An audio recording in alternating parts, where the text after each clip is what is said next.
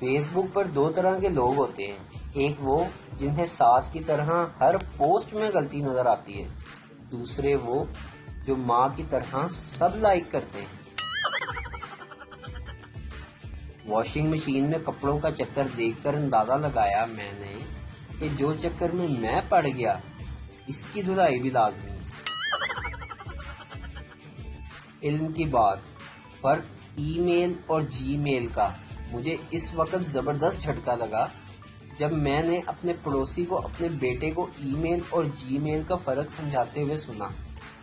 اس نے اپنے بیٹے کو بتایا کہ جب ہم میل کو الیکٹریسٹی یعنی بجلی سے بھجواتے ہیں تو وہ ای میل کہلاتا ہے، اور اگر جنریٹر سے بھیجتے ہیں تو وہ جی میل کہلاتا ہے۔ یہ سب سن کر ابھی تک میں اپنی سانسیں بحال کرنے کی کوشش کر رہا ہوں۔ آج کل کے بچوں کو نہ کوئی مارتا ہے نہ ڈانٹتا ہے کہ نفسیات پر اثر پڑ جائے گا، کانفیڈنس کم ہوگا۔ معلوم نہیں ہمارے بچپن میں یہ فارمولا کہاں تھا۔ گاجر کے دو ٹکڑے کریں، ایک شیرے میں اور دوسرا نمک میں لگا کر رکھ دیں۔ چند دن کے بعد ایک ٹکڑا مربع اور دوسرا ٹکڑا اچار بن جائے گا۔ گاجر وہی لیکن ماحول مختلف، نتیجہ الگ۔ لہذا جو کچھ بننا چاہتے ہیں تو ویسے ہی ماحول کے لوگوں میں بیٹھیں۔ یہ مثال پسند نہ ہو تو گاجر دھو کر کھا لیں۔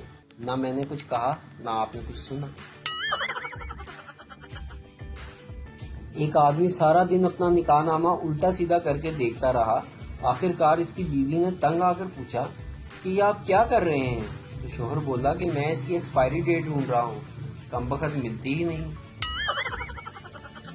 ویڈیو دیکھنے کا شکریہ۔ لائک کیجیے ہمارا پیج NTV اردو، اور ویڈیو پسند آئے تو ضرور شیئر کیجیے۔